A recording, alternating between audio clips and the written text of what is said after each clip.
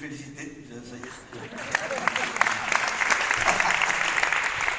Alors, mais aujourd'hui, c'est un atout hein, pour réussir dans le métier que je fais. En France, ils adorent. On n'a même plus besoin de faire des castings. Ah, t'es belge, on adore, les Belges, Poelvoorde, Stromae, le surréalisme, tout ça. Alors, oui, c'est génial. Je suis devenu belge il y a quelques années. En fait, je me suis rendu compte qu'il n'y a rien qui change vraiment quand on devient belge. Hein. C'est plutôt le regard des autres qui change à votre égard.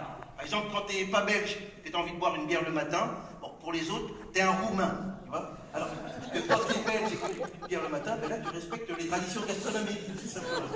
Quand t'es pas belge et que t'as pas de boulot, bon, pour les autres, t'es un sans-papier qui vient gratter le pain du contribuable. Et quand t'es belge et que t'as pas de boulot, t'es Carolo.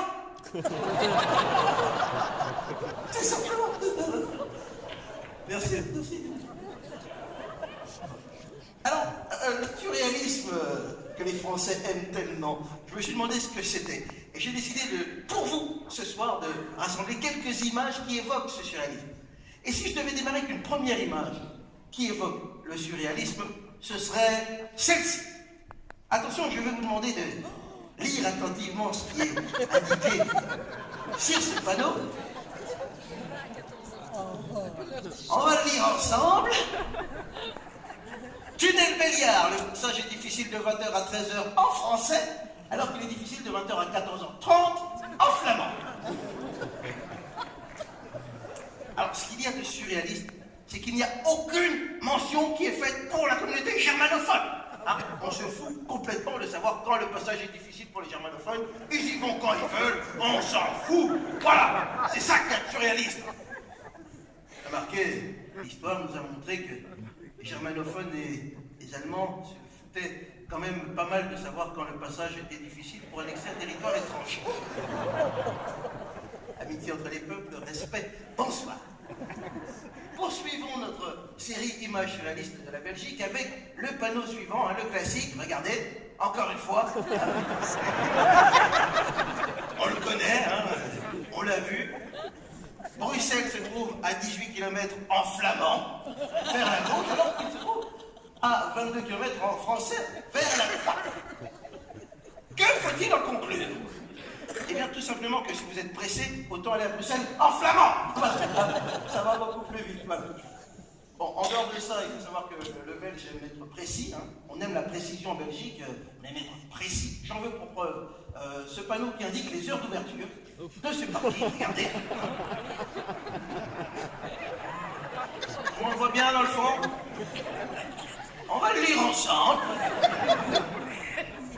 Mesdames et messieurs, ce parking est ouvert le lundi 24h sur 24, le mardi 24h sur 24, le mercredi 24h sur 24, le jeudi, à vous?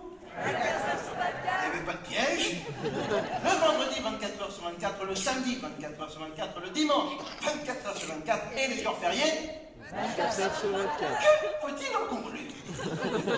Eh bien, tout simplement que ce parking est ouvert tout le temps. Tout le temps, voilà.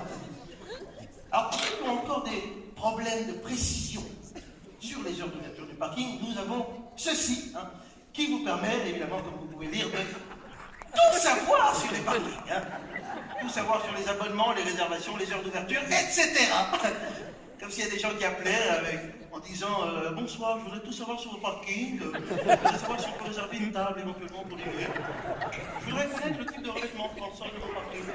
Ça m'intéresse vraiment, voilà. Hein, le numéro est là, 070 233 212, faites-vous plaisir. C'est pour moi, c'est cadeau. Alors en Belgique, on est un pays bilingue, trilingue même, hein, et donc qui dit pays trilingue dit parfois problème de traduction. J'en veux pour preuve ce magasin qui affichait à sa vitrine ce papier indiquant ceci. Hein. Prenez le temps.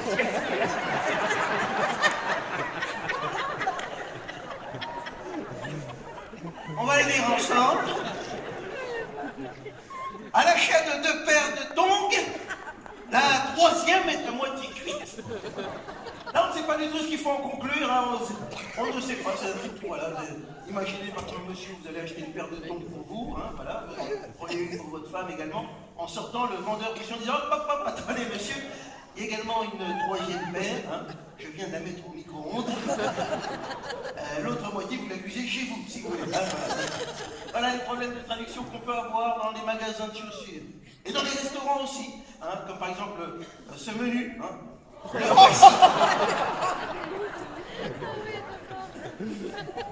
C'est la saison. Les fameuses croquettes de morve. Et dites pas que vous n'avez pas aimé, hein, vous n'avez simplement jamais goûté. Le prix est en dollars parce qu'on est américain, évidemment. $8,95, pourquoi pas. Et ça, c'est rien. Ça, c'est rien. Je suis tombé dans un snack sur un menu qui affichait à sa carte en numéro 18, ceci. Alors là, vraiment du niveau. Oui, hein. Là, c'est. Attention, là, c'est attaque sévère. En 18, vous avez le fameux gazpacho andalouse avec joint. Hein. Pour les toxicomanes gastronomes. Prochaine étape, c'est le fameux œuf à la coque. Alors, petite parenthèse, est-ce qu'il y a des Français ce soir dans la salle? Vous n'êtes pas obligés de vous dénoncer.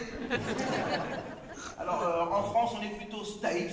Hein, s'il y a des Français, bon, ben, les Belges sera amusés aux Français.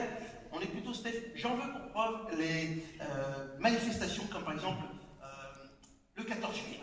Voilà. En France, vous avez Flamby, flanqué de ces deux acolytes. Il y en a un qui s'est dit, tiens, je vais me déguiser en général de Gaulle. C'est festif, pourquoi pas. Voilà. On est dans la France du général de Gaulle, le pays de Montesquieu, des droits de l'homme, de Nabila. C'est la France. En Belgique, le 21 juillet, c'est différent. On est plus détendu.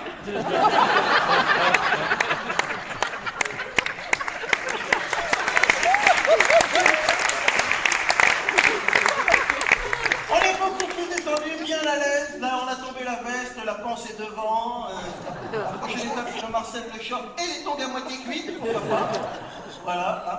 Toujours dans les cérémonies officielles, dans les tribunes officielles le 14 juillet. Regardez cette espèce de rigueur française. Regarde, Moscovici, il a les traits tirés. Il y en a une qui est carrément émue. Oh, la France. Voilà, c'est comme ça, c'est la France.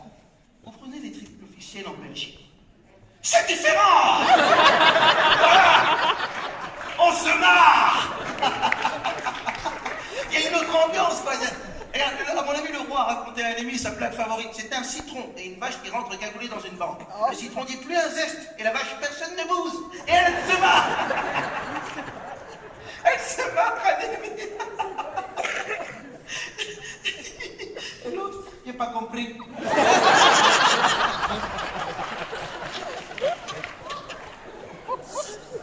Un citron et une vache. Pas compris. Alors qu'elle se marre, mais ouais, c'est comme ça. Regarde, le programme, il est par terre, il s'en fout complètement, le roi. L'épée, elle est mise n'importe comment, l'épée. Si un sarrasin qui attaque, il pourra même pas se défendre. Mais il s'en fout, il se marre. Voilà, tout simplement. Regardez là, c'est un citron. Toujours pas compris. Alors, pour finir, je suis tombé sur la quintessence du surréalisme en me baladant dans les rues de Bruxelles. Je suis tombé sur une plaque commémorative affichant ceci. Hein, là, je vais vous demander de prendre le temps de lire ça attentivement. Hein, de toute façon, on va le lire ensemble. C'est peut-être ici. Déjà, ça c'est drôle. Hein, c'est peut-être ici que P. Mondrian, né à Amersfoort en 1872 et mort à New York en 1944, décida de retoucher une de ses compositions pour qu'elle rejoigne les véritables couleurs d'une photographie surexposée la représentant.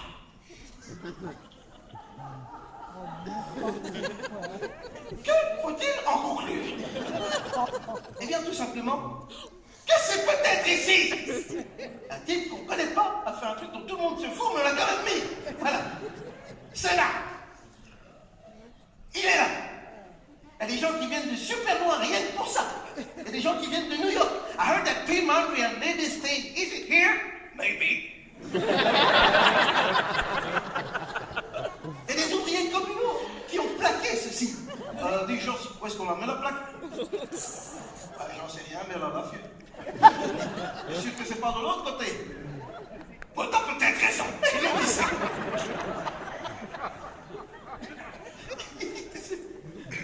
C'est pas moi ça. C'est peut-être ici que je devrais m'arrêter d'ailleurs. d'irréalisme. Alors moi,